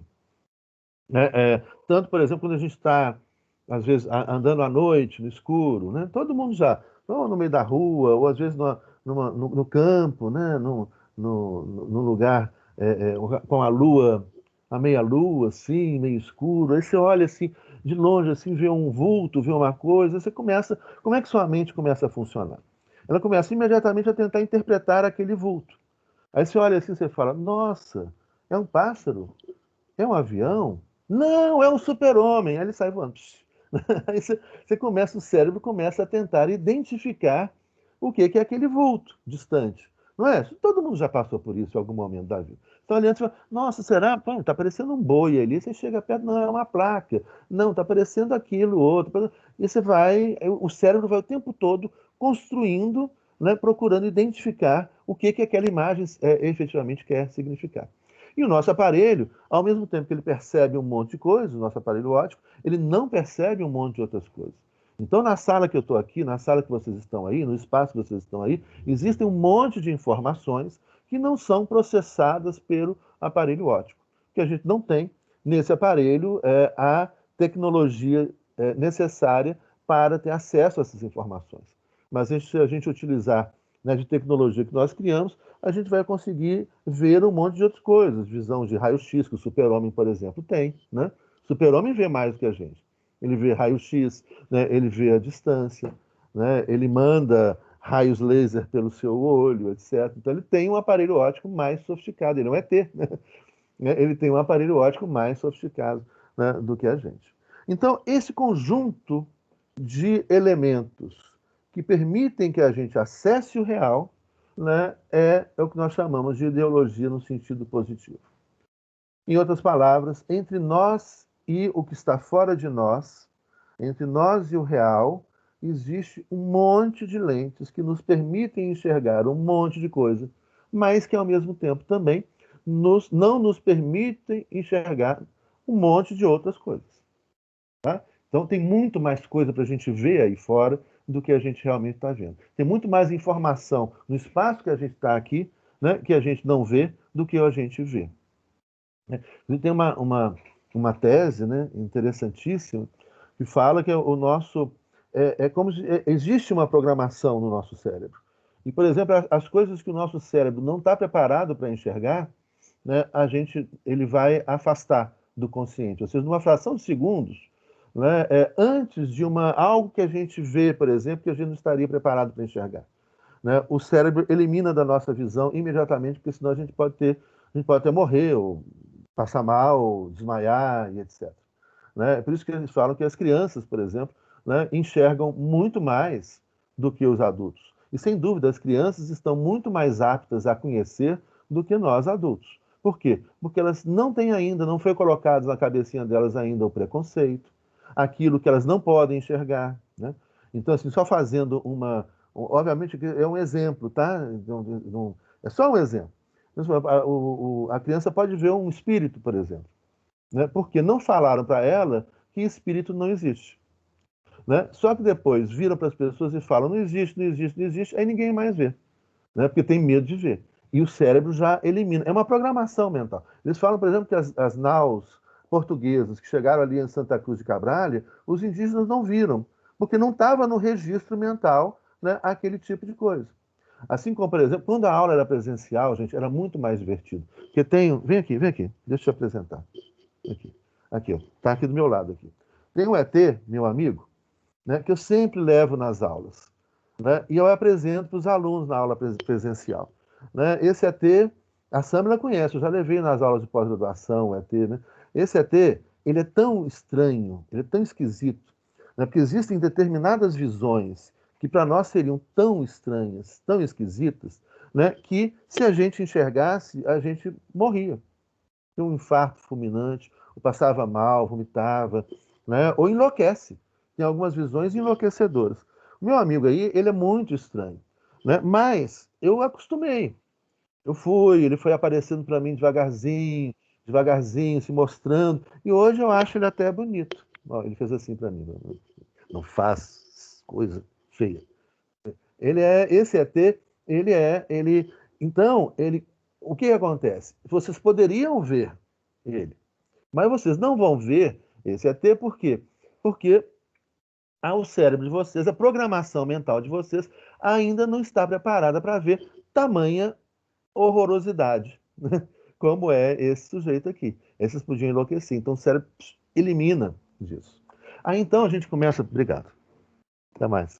Você achou, ele está falando aqui que achou que não ia mais participar das minhas aulas, que acabou as aulas presenciais, e o impacto dele era levá-los nas aulas presenciais. Mas dá para te mostrar aqui também. E aí então, o, o, o não está. Você começa então a imaginar determinadas coisas são utilizadas pelo poder, por exemplo, como programações neurolinguísticas, programações mentais, né? Eles fizeram uma pesquisa uma vez com um cara que teve uma. O Freud, e está lá no quarto, está trancado no quarto. Depois, mas na próxima aula eu apresento, eu trago ele aqui para apresentar para vocês. Ele é uma gracinha, gente, o Freud. Freud é bonitinho. Lindinho. É um shih tzu. Branquinho e bege. E tem dois pretinhos aqui, que são dois Skipperk. Pretinhos assim, desse tamanho. Assim. Lindos também. E tem esse feio desse ET que está aqui. Inclusive já se integrou com os cachorros. Tá? Se dá bem com eles, brinca o dia inteiro. Né? ET é gente boa, gente. Eu pergunto para ele por que vocês ainda não vieram nos salvar no planeta Terra hoje. Só está faltando ET. Já aconteceu de tudo que acontecer. Né? Só faltou o ET. Esse ano os ETs vão chegar. Né? Vão? Vão. E vão nos salvar, né? desse manicômio que virou o planeta Terra. Né? Obrigado. Então, vamos chegar, e ele falou que vamos chegar carinhosamente, sem esse negócio de raio laser, sem isso. Vamos chegar no diálogo, né, com amor só. Viu, Matheus? Isso aí. Olha lá, o Matheus já tá dos nossos ali, isso aí. Então, bom, isso então é ideologia no sentido positivo. Isso traz um monte de possibilidades que a gente não vai debater aqui agora, porque senão a gente não chega, né, no final e hoje nós temos que fechar esse negócio. Então, mas que é tipo de programação e tudo, que pode ser feito para o bem e para o mal. Né? Você pode programar a mente das pessoas. As conexões neurais das pessoas podem e são viciadas em pensar sempre de uma mesma maneira, por exemplo. Né? O que a gente está vivendo hoje no Brasil, né, com esse monte de pessoas que estão odiando, xingando, você tenta conversar, as pessoas são vítimas de algo, e aí não é viagem, não, né, igual ET, são vítimas de uma ação de guerra híbrida, de guerra de afetos, usando inteligência artificial, etc. As pessoas são vitimadas, né? Esse ódio, não explica por que essas pessoas estão assim. Elas são vítimas de uma intervenção de guerra híbrida, né, feita contra o Brasil e que é utilizada nos Estados Unidos também, na Polônia, na Hungria e em outros lugares, e que explica essa divisão, né, da população, o ódio, a irracionalidade. Né? A gente se pergunta, gente, como é que o cara não conseguiu enxergar até agora o que está acontecendo? É isso, não vai enxergar. Né? Porque você tem, e a gente já. E o livro que eu falei para vocês lerem, né? Engenheiros do Caos, é obrigatório para começar a entender esse processo, e a gente precisa entender esse processo. E aí então vem a ideologia no sentido negativo. O que é ideologia no sentido negativo? É quando um poder, de forma determinada, conhecendo, né, todas essas características nossas, quanto animais, seres humanos, seres ideológicos, né, autopoéticos, autorreferenciais, né, que sentimos por meio da cultura, compreendemos o mundo, tudo isso aí, os caras sabem disso, estudam, né, e vão usar esse poder de forma profissional. Então, é quando, propositalmente, um poder, qualquer poder, né? Hoje, quem é que tem a capacidade de usar esse poder? Poder econômico, privado, e estados muito poderosos, Estados Unidos, China e Rússia, né? Que têm acesso a essas informações. Então, é quando um poder, veja bem, a ideologia no sentido negativo, ela tem vários mecanismos, nós vamos explicar esses mecanismos. Os mecanismos mais sofisticados, com inteligência artificial, algoritmos, etc., que são utilizados hoje por esses megapoderes, principalmente o poder privado, grandes empresas privadas. E aí entra essas aí, Microsoft, etc. Agora, mecanismos mais simples de ideologia, isso é usado desde a antiguidade. Tá? Então, a ideologia no sentido negativo, ela é como se entre nós e a observação do real, então aqui estou eu observando o real, aí chega um poder e interpõe uma falsa representação do mundo, né? Como se fosse um ecrã aqui, uma tela, que é colocada entre eu e o mundo. O mundo agora, para mim, está escondido atrás dessa falsa representação do mundo. Isso é feito com vários mecanismos, né? Hoje, fake news, né? Diariamente construídas pelos algoritmos criados pela inteligência artificial.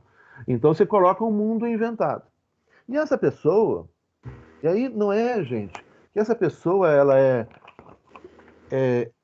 essencialmente má, né? Ou isso ou aquilo, não é isso, né? Ela é vítima disso.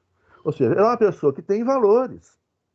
Muitas vezes esses valores positivos, que ela aprendeu na família, em casa, na igreja, na comunidade, com a vida, né? 1984 puro, mais sofisticado que 1984. Esse é outro livro importantíssimo do George Orwell, né? Veja bem, mas a força da ideologia é o seguinte: é fazer aquela pessoa agir de uma maneira que ela não agiria se ela estivesse enxergando o real. Só que o real está lá escondido, atrás dessa falsa representação do real, que são as fake news, as reportagens da televisão, né, dos jornais, revistas, etc, etc, etc. Das mentiras ditas à exaustão, das mentiras construídas de forma extremamente sofisticada. Hoje, principalmente, pela fake news. Mas a mentira, a guerra psicológica, isso não é novidade. A novidade é a sofisticação e a capacidade de você criar um universo paralelo para cada pessoa. Isso é criado pela inteligência artificial. Né? Então, como é que funciona a inteligência artificial? Veja bem, antes, se você fosse programar, eu fiz curso de programador no século passado, então era assim, bobagem. Hoje eu não programo nada. Né? Eu fazia umas programações simplesinhas, assim, por exemplo, de estacionamento, de coisa, onde você constrói o algoritmo, que eram bem simples, né? Então você constrói o caminho, né, que vai ser seguido até chegar ao resultado esperado. Então, o automóvel entrou tal hora, ficou tanto tempo, a hora do estacionamento é tanto, a fração de hora é tanto, o automóvel ficou tantas horas, o resultado vai ser isso. Pum. Você constrói o caminho, o algoritmo, para chegar àquele resultado. Hoje, comparação ridícula, né, que eu estou fazendo, né? Uma inteligência artificial, ela é capaz, ela vai criar a sua própria linguagem. Linguagem que, por vezes, né, o programador inicial não sabe, não conhece. Ou seja, a gente chama de inteligência artificial por quê? Porque essa inteligência artificial vai muito além do que o programador imaginou. Ela cria linguagem, ela cria algoritmos. De maneira que hoje, se você tem, né, um dispositivo desse, e se você tem informação, então o que as campanhas eleitorais do Trump, do sujeito aqui do Brasil, lá do Brexit, na Inglaterra, o que eles fazem? Vamos falar, ó, primeiro, está de posse de muita informação. E para ter posse dessa informação tem que ter muita grana. Então são aí os grandes cabeças da extrema-direita global, né, que financiam isso. E aí esses caras, o Matheus até começou a tocar violão ali, porque a pressão é muita, né, Matheus? Adoro violão também. Vou pegar meu violão aqui, nós vamos fazer uma parceria nas próximas aulas aí. É, é, então, essa é caro, mas é o que as redes sociais ganham com a gente. As redes sociais ganham dinheiro vendendo a gente, vendendo informação da gente. Então tem tudo que é informação sobre a gente. Constrói um outro Zé Luiz, constrói um outro Matheus, um outro Lucas, uma outra Sandra, uma outra Beatriz, uma outra Manuela, uma outra Maria Fernanda. Constrói. O rastro que a gente deixa, né? No Brasil, as redes sociais são utilizadas por cerca de 70% a 75% da população. Nos Estados Unidos é 100%, Inglaterra também 100%. Então você tem informações sobre todos os eleitores, todos. E então tem como a inteligência artificial vai criando, a inteligência artificial produz fake news, produz notícias falsas, produz notícias que vão para os jornais, que vão para o WhatsApp, que vão para isso, produz diversas formas, né, com diversas estratégias. Então se você está no Dilema das Redes, legal demais esse documentário, importante. Você apenas diz, você coloca uma ordem para a inteligência artificial, né? Ou seja, eu quero afetar emocionalmente as pessoas dessa e daquela maneira. Bom, pronto. E forneça as informações. Ou a inteligência artificial faz todo o resto. Vai dizer, olha, para esse grupo de pessoas você tem que contar essa mentira aqui, para esse grupo você vai contar essa outra mentira, para esse grupo aqui você não vai conseguir convencê-los. Então o máximo que você vai conseguir é desanimá-los, é desmobilizá-los. Né? Você tem hoje pesquisas que mostram que cerca de 3 milhões de eleitores negros norte-americanos deixaram de votar por influência, né, de algoritmos produzidos pela inteligência artificial da campanha do Trump. Então eles falaram, nós não vamos conseguir que esses caras votem no Trump jamais. Por mais que a gente invente mundos paralelos. Mas a gente vai conseguir que eles fiquem tão desanimados que eles não votem mais. E é isso que eles conseguem. Né? Então os caras desistiram de votar. Esse grupo aqui, eu vou então. Foi aí cada um. Você vai ter uma maldade para cada grupo. Né? Esses aqui estão do nosso lado. Então a gente vai escravizá-los. E aí todo dia a gente manda fake news para eles continuarem, né, falando que tudo é comunista, comunista, comunista. Né? Esse grupo aqui a gente vai, né, desanimá-los. Esse grupo aqui a gente vai levar eles ao suicídio. Esse grupo aqui a gente vai levá-los ao desespero. Esse grupo aqui a gente vai, né, e aí vai. Gente, é óbvio, né? Esses mecanismos são muito sofisticados, mas existem já exemplos de povos que resistiram a isso. Muito mais do que o Brasil e os Estados Unidos. Tem explicação para isso, não vai dar tempo da gente trabalhar isso agora, né? Depois eu posso explicar isso para vocês, mas você tem exemplos aí de que, obviamente, que a capacidade de manipulação, né, de geração de ódio, de geração de conflito interno, de alienação, ela tem limites, ainda bem, porque se não tivesse, nós estávamos perdidos. Ela tem limites. Mas ela tem se mostrado eficiente para cerca de 30% da população brasileira. E tem se mostrado eficiente para um percentual igual na população norte-americana. Então você tem pessoas que estão mais suscetíveis à manipulação. Né? E aí, mas às vezes mais do que isso. Então são pessoas que se alienam num universo paralelo, que é construído para eles. Uma coisa que é fácil vocês separarem, vocês pegarem, né, entre amigos de vocês, parentes de vocês, né, as mensagens que essas pessoas recebem no Facebook, no WhatsApp, no Instagram, né, e etc, etc, né, para cada um, de acordo com a perspectiva política e etc, né, da pessoa, ou seja, da, da percepção da pessoa de mundo, né, são universos diferentes, são universos paralelos que chegam aqui. É muito interessante, vocês podem ver isso. Nossa, e é um alimento, é uma alimentação que funciona, gente. E é impressionante como funciona. Impressionante. E nós precisamos nos defender disso e defender as pessoas que nós gostamos, que nós amamos, né, dessa manipulação brutal. Mas é dificílimo. É dificílimo. Olha, eu tenho assim uns conhecidos assim que qual livro, gente? Ah, o Admirável Mundo Novo. Eu gostei dessa expressão. É mais louco que chá de trombeta. Hein? Tem um filme também. Admirável Mundo Novo. Né? E que é a manipulação. Ah, vocês já viram uma série? Eu acho que essa série vocês vão gostar. Tem tudo a ver, e é uma forma muito inteligente de dizer isso tudo aqui que eu acabei de dizer. Chama The American Gods. Tá, viram? Não? Ah, gente, vocês não viram? Tá na Amazon. American Gods. Muito legal. E tem, assim, os deuses antigos, né? Que formaram a América. Então, ali tem os deuses dos povos que formaram a América. É muito interessante, muito inteligente, assim. E aí fala dos deuses antigos, que são os deuses dos imigrantes, por exemplo, os escandinavos, né? E tem Odin, etc. Tem os deuses antigos dos povos africanos, né? Oxum, Iemanjá, tem os deuses e tem os deuses modernos. Quais são os deuses modernos? O capital, o dinheiro, né? O sucesso, a fama, né? E a tecnologia, né? A internet, etc. E aí tem um episódio, não vou contar, não precisa assistir, mas tem um episódio interessantíssimo, que é o episódio onde o capital aprisiona a tecnologia. É isso. Gente, vai lá, é muito interessante. Assim, é distraído, né?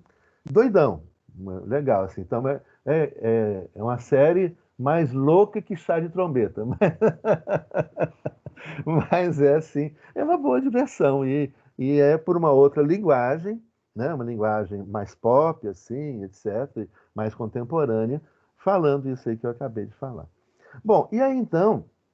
Dentro disso, nós vamos ter mecanismos ideológicos que são utilizados para enganar as pessoas, manipular as pessoas, etc. Eu falei tudo isso sobre ideologia no sentido positivo, ideologia no sentido negativo, para chegar então e nós compreendermos como que o indivíduo se tornou uma ideologia no sentido negativo, ou seja, um falso encobrimento, né, uma falsa percepção do real. Você tem dois mecanismos tradicionais muito comuns, e aí já vou caminhando para o final, a gente sempre passa do nosso tempo, né, mas dois mecanismos comuns e fáceis de serem utilizados, extremamente eficientes. Algo que foi utilizado já no século XVIII e XIX, né, é a naturalização de determinadas coisas, ideias, pessoas, comportamentos, palavras que não estão no campo da ciência natural. Por exemplo, o que é algo da ciência natural? A lei da gravidade. Se eu pegar essa máscara aqui e soltar ela na tarde inteira, ela vai cair. E não adianta, né, a gente aprovar uma lei federal para revogar a lei da gravidade, que a lei da gravidade vai continuar atuando. Isso é uma lei natural.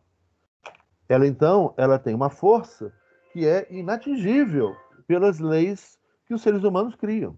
Eu posso fazer uma emenda à Constituição. Imagina só, uma decisão do Gilmar Ferreira Mendes, né, não vai mudar, né, a lei da gravidade. Uma decisão do Marco Aurélio não vai mudar a lei da gravidade. Vai continuar caindo essa máscara. Então, veja bem a força que tem a lei da gravidade. Já as leis, né, feitas pelos seres humanos estão no plano da história, né? Da história que a gente é capaz de construir. Nós somos capazes de construir nossa história. Isso é muito importante, isso nos dá muita força, né? Mas a gente não pode mudar, né, algumas leis naturais. Então a gente está no campo do direito, que é a história, que é a ciência social aplicada, é o que nós fazemos, e outra coisa, em outro campo, são as ciências naturais e as leis naturais. Então, um instrumento que é muito forte, né, ideológico, ideologia, então, quanto encobrimento, distorção proposital, mentira proposital, eu atribuir a força de uma ciência natural à ciência social. O que é muito comum? Por exemplo, falar em direito natural. Olha, hoje ninguém mais fala em direito natural. Algumas pessoas ainda falam, mas direito natural não tem direito natural. O direito é histórico. O direito é uma construção histórica. Ah, professor, mas, olha só, mas os direitos individuais?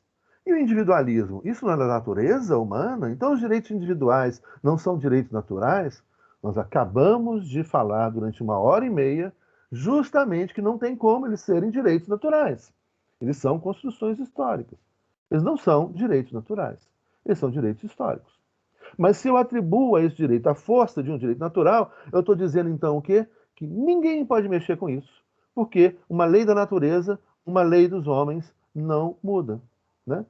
Não, direito natural como direito individual. Isso é muito ainda, né, você tem ainda muito, principalmente numa perspectiva liberal do direito, essa vinculação né, do direito individual como direito natural. E isso, por exemplo, é levado também no século XVIII e XIX à economia. Os liberais vão falar isso no direito, que há direitos naturais, que são os direitos individuais. Olha só que interessante e que loucura. Eu tenho que aprender né? Isso aí é mais louco que. Isso é mais louco que chá de trombeta. Aí, olha que louco, gente. O direito individual, a liberdade individual, a livre iniciativa, a livre concorrência, é um direito da natureza humana. Agora, os direitos sociais, por exemplo, o direito de comer não é um direito natural. O direito de respirar um ar puro não é um direito natural. O direito de estudar e de ler não é um direito natural. O direito de morar não é um direito natural. Olha que piração, gente. É muito pirado. E as pessoas repetem isso com a maior tranquilidade do mundo, né? Você fala, não, né? Inclusive a nossa Constituição. Né? O direito à saúde, esse direito você pode tirar, você pode acabar com o SUS. O direito à educação pública, não, você pode acabar com a educação pública. Né? O direito à alimentação, não, você pode acabar com a cesta básica, não pode acabar. O direito ao livre empreendimento, não. O livre empreendimento e a propriedade privada é um direito natural, intocável. Não significa que você pode morrer de fome, você pode respirar ar sujo, poluído, você pode não comer, você pode não morar, você pode não estudar, você pode morrer na fila de um hospital, mas você não pode afetar os direitos naturais inventados pelos liberais no século XIX. Isso seria cômico se não fosse trágico, né? Mas é isso, é uma ideologia, isso é uma mentira brutal. E a mesma coisa da economia. O que os liberais falam? É a economia, né? Ela é a economia individualista, né? O egoísmo é natural ao ser humano. Então você não pode, o Estado não pode regulamentar a atividade econômica, as constituições não podem falar de direitos sociais, as constituições não podem falar de salário digno, porque não pode intervir na economia, porque se intervir na economia vai intervir na natureza, e a economia tem uma força da natureza. Mentira, mentira grosseira, mentira simples, mentira rasteira, mas é de uma força ideológica que até hoje é repetida pelas pessoas. É assustador.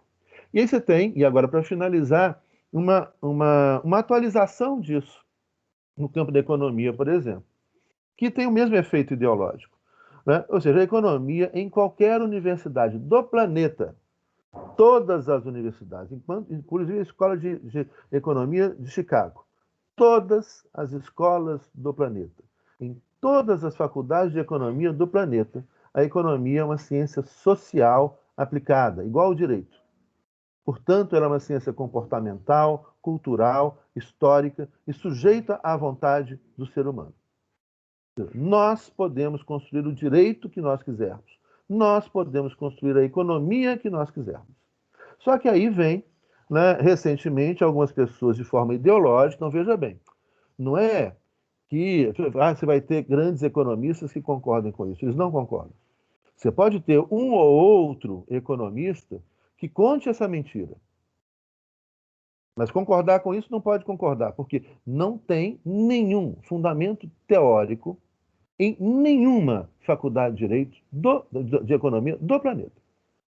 Economia é ciência social em todas as universidades do planeta, da China aos Estados Unidos.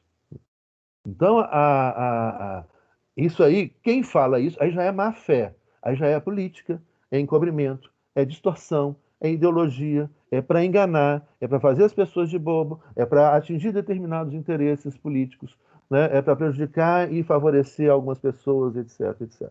Então, vocês podem ter tranquilidade com relação a isso. E aí, o instrumento contemporâneo é matematizar o discurso econômico. Olha, eu já dei aula, mas tem mais tempo, na Fundação Getúlio Vargas, né? E assim, eu vi em todas as monografias de final de curso, dos cursos de pós-graduação, né, tinha sempre cálculo, econometria, matemática. Veja bem, eu não estou falando, repetindo, eu não estou falando que cálculo, matemática, né, econometria não seja importante para as ciências econômicas. É um instrumento para as ciências econômicas, mas ela não é determinante para a construção, não é o único elemento determinante, é até determinante, sim, para a construção de políticas econômicas. Mas nós podemos escolher políticas econômicas que tenham efeitos distintos. Políticas econômicas que levem em consideração os dados matemáticos, cálculo, econometria, claro, né? Não estou falando que isso não é importante, eu não estou falando que isso não é importante. Isso é importante. Mas eu posso escolher, né, ou usar esse instrumento, né, a matemática, a ciência exata, para obter resultados na sociedade diferentes. Ou seja, eu posso usar isso para concentrar riqueza ou para distribuir riqueza. Então, o que há e o que permanece válido nisso é o quê? Em primeiro lugar, o que cria o direito é a política. Óbvio, são os parlamentares, são os deputados e senadores, são os políticos que criam o direito. São os deputados e senadores que fizeram direito civil, direito penal, direito econômico, direito processual, direito trabalhista, direito penal, etc. Então, o direito é político. O direito é uma escolha política. Segundo, o direito moderno na contemporaneidade, então você pega o direito moderno a partir da Primeira Guerra Mundial e mais especificamente após a Segunda Guerra Mundial, isso a gente vai estudar mais detalhadamente, ele passa a regulamentar a atividade econômica. Por quê? Porque percebeu-se que a crença dos liberais no século XVIII e XIX de que não se podia regulamentar a economia gerou, de um lado, o crescimento econômico, sim, mas, de outro lado, gerou uma miséria escandalosa, uma desigualdade entre os países, entre as pessoas, gigantesca. Isso levou à criminalidade, à violência, a guerras, etc. Então, tornou-se necessário, após a Primeira Guerra Mundial, reiterada após a Segunda Guerra Mundial, a necessidade fundamental do Estado regulamentar a atividade econômica. E, a partir daí, todas as constituições do planeta passaram a regulamentar a atividade econômica. Então, a gente tem a seguinte equação. A política criou o direito, né? O social passou a ser essencial à política, porque não dá para viver com metade da população passando fome e desempregada, né? Vai gerar rebeldia, vai gerar criminalidade, vai gerar revolução, vai gerar confusão, né? Então eu passo a ter direitos sociais e econômicos. Então a política gera o direito, né? E o direito regulamenta a atividade econômica, determinando princípios e finalidades para a atividade econômica que têm que ser observadas pelas políticas econômicas estabelecidas pelos Estados. Logo, então, o economista é que tem que se virar para obedecer às determinações políticas e jurídicas obrigatórias e, então, usando do cálculo e da matemática, encontrarem fórmulas não de concentração econômica, como tem ocorrido no Brasil e no mundo, de um tempo para cá, mas de distribuição, gerando riqueza, gerando emprego, gerando oportunidade, gerando bem-estar, né, dando acesso à comida, à alimentação, à produção de alimentos, à saúde, a investimento à saúde, investimento à educação e etc. Então, a política, veja bem, a economia ela é fruto de políticas econômicas, né, subordinadas à vontade política democrática do povo. O que essa ideologia falsa, então a ideologia negativa, essa ideologia distorcida, falsa, mentira e mentira grosseira, ela passa para as pessoas é o quê? Olha, mas não, eu tenho aqui um grande economista no meu Ministério da Economia que estudou em Chicago e que está falando que os cálculos não batem e que, portanto, o direito é que tem que se subordinar à economia. A política é que tem que se subordinar à economia. Isso vem acontecendo no Brasil, no mundo, há algum tempo, né? No mundo há mais tempo. E isso, por exemplo, gerou a grande crise europeia e norte-americana contemporânea. A autonomia do Banco Central, né, que quer se fazer no Brasil. Isso é uma estupidez monumental.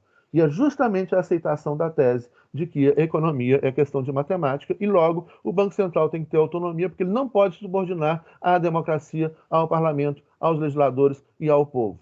Né? Mas ele tem que subordinar aos imperativos econômicos de uma teoria que favorece a determinado grupo econômico que elege os governos, que patrocina as campanhas dos governos, que patrocina as fake news, etc, etc, etc. Então você tem aí uma pseudo, né? Uma pseudo. E isso é grosseiro, gente. Na Europa, o que que levou isso? É o que vai levando no Brasil também. A gente está vendo o mesmo efeito no Brasil. Na Europa, olha, se você tira a economia do campo da política, se um primeiro-ministro eleito na Itália, na Alemanha, em Portugal, na Inglaterra, né, se um presidente eleito nos Estados Unidos, no Brasil, na Argentina, não pode mais determinar políticas econômicas de acordo com a vontade da população, democraticamente expressa, gerando emprego e bem-estar para todo mundo, se isso fugiu do campo da política, por que que eu vou me interessar pela política?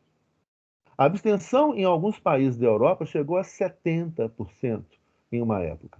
Nos Estados Unidos, mais de 50% da população não vota para presidente da República. Por quê? Porque eles descobriram que não adianta votar em democrata e republicano, que é tudo a mesma coisa. Que a vida deles vai continuar uma porcaria, que os salários miseráveis, que o desemprego galopante, que a população de rua crescente. E que não adianta votar por quê? Porque quem manda é o Banco Central. Não adianta votar em A ou B, né, em democrata ou republicano, porque quem vai mandar na política são os magnatas, né, que escolhem o presidente do Banco Central. Não adianta eu votar em socialista, liberal, social-democrata na Itália, e os italianos votarem em tudo. Eles votaram em fascista, votaram em comunista, votaram em socialista, votaram em liberal, votaram em conservador, eles experimentaram tudo. E a política econômica não mudou. Por quê? Porque a política econômica é a política econômica do Banco Central Europeu. Aí o que, que o povo italiano começou a fazer? Parou de votar. Né? E é isso que vai. O que, que a gente viu nas últimas eleições no Brasil? Um terço da população, foi quase um terço, né? Um terço da população não votou. E talvez esse índice aumente. Por quê? Porque para que o cara vai votar? Minha vida continua uma porcaria, eu voto. No caso brasileiro, isso não é bem verdade. Né? Mas o caso brasileiro, depois, né, a gente discute. Né? Mas é muito isso, né, esse uso ideológico. Né? O individualismo é uma construção ideologizada da modernidade, né? Que não corresponde à verdade, mas que hoje foi naturalizado no mundo inteiro. Então é isso. Acabei, fechei. Psh, primeira parte. Professor, pode. Estou meio confuso. Qual dessas ideias é a melhor? Maria Fernanda. Não, aí o que a gente tem na análise, né, dessas questões, primeiro, a gente tem que separar, né, e pensar o caso concreto. Né? Primeiro, se a gente está falando em dois grandes grupos ideológicos, né, o primeiro, a ideologia no sentido positivo, ele nos coloca uma condição humana. Ou seja, nós somos seres autopoéticos, nós somos seres ideológicos. Não tem como ser neutro. Isso é uma condição humana. Isso é uma condição natural. Né? Óbvio. E é óbvio, né? Óbvio o ululante. A gente vê o mundo, a gente percebe o mundo, a gente ouve o mundo, né? Por meio de nós mesmos. Então, isso a autopoiesis é uma condição biológica. Nós somos seres autorreferenciais. Né? É uma condição psíquica. Né? Nós vemos e sentimos o mundo a partir de nós mesmos, a partir do que a gente aprendeu, experimentou, vivenciou, medo, certezas, paraná, paraná, paraná. Então, isso é algo que é da nossa condição. Né? Nós vamos ver o mundo. Agora, o outro fato, nós temos o poder usando essa nossa condição ideológica para interferir na formação das nossas concepções de mundo, nos nossos sentidos, nas nossas percepções, nas nossas certezas. Né? Então, o poder começa a interferir dentro da nossa formação. O Estado moderno começa a fazer isso lá atrás, quando a gente estudou, quando o Estado moderno começava a falar, né, em né, uma gramática normativa, onde o Estado então começa a dizer qual que é o sentido das palavras, quando o Estado começa a dizer qual que é a gramática, né? Então aí o Estado está já usando do poder que ele tem para nos levar a pensar de uma determinada maneira padronizada, levar a acreditar nas mesmas pessoas. O Estado vai começar a perseguir as pessoas diferentes, vai começar a dizer que o diferente é inferior, é pior, né? Vai criar ideologias no sentido negativo para levar a gente a fazer coisas que nós não faríamos, né? Se a gente estivesse enxergando a realidade. Provavelmente, né, os invasores europeus aqui na América não matariam, né, 70 milhões de indígenas se eles acreditassem que essas 70 milhões de pessoas eram pessoas iguais a eles. Né? e o que foi ensinado para eles, que não eram pessoas iguais a eles, que essas pessoas não tinham alma, que essas pessoas não sentiam iguais a eles, que essas pessoas não tinham racionalidade. Então aí é quando a gente começa a perceber que esse poder começa a utilizar essa descoberta da condição humana, né, de seres ideológicos, autopoéticos, que é uma condição biológica, para então começar a colocar dentro da nossa cabeça um monte de ordens, crenças, bobagens, certezas, né, preconceitos, né, que nos levam a cometer violências que nós não cometeríamos se nós não estivéssemos sendo manipulados nos nossos sentidos, nos nossos sentimentos, nas nossas compreensões, nas nossas crenças e assim por diante. Então, aí, o que a gente tem de posse desse conhecimento é justamente falar, olha, nós queremos ser manipulados, é bom essa manipulação, ela é produtiva, né? É boa a padronização do mundo, obrigar todo mundo a pensar do mesmo jeito, acreditar nas mesmas coisas, perseguir as pessoas que não acreditam nas mesmas coisas, nas mesmas ideias. Será que é bom a gente ter um único pensamento político, um único pensamento religioso, uma única crença? Ou será que é legal e a gente aprende com a diversidade, a gente aprende com o outro, que a gente aprende com as outras culturas? O que é legal, né? Então, isso é que a gente tem que escolher. A gente quer continuar vivendo no admirável mundo novo, em 1984, né, vivendo em novas formas totalitárias, porque isso é uma forma totalitária que nos é imposta, né, de acreditar nas mesmas coisas, de comportar das mesmas coisas, de rejeitar com violência. Ô, Freud! Freud, vem aqui! Traz o Freud aqui! E aí, então, filho, traz o Freud aqui, a turma quer conhecer. E aí, então, isso são escolhas que a gente tem que fazer, né? E a gente só pode fazer escolhas quando a gente conhece as coisas. Se a gente não conhece, a gente acha que não tem nada para ser escolhido. Ah, aqui o Freud, olha lá. O Freud, gente. Bonitinho. Fala oi, Freud. Ah, que coisa mais fofa. Nossa Senhora. Desesperou. É bonitinho, gente. Escandaloso, você viu? Olha lá. Bom, gente, é isso então. Fofo mesmo. Então, gente, até a próxima, né? Nossa, falamos muito. Hoje nós batemos recorde, 12h35. Mas que bom que vocês ficaram, estão gostando, e nós estamos pensando junto. Na próxima aula, então, nós vamos entrar na formação, nesse Estado moderno, nos elementos do Estado no Estado constitucional. Fechamento, professor. Valeu. Falou. Grande abraço para vocês. Tudo de bom. Até mais. Professor, obrigada. Tchau, Obrigado, professor. Até a Valeu, próxima. bom trabalho, hein? Tchau, professor. Até a próxima. Tchau, Sandra. Valeu. Tchau. Tchau, professor. Falou, professor, com Deus. Falou, com Deus.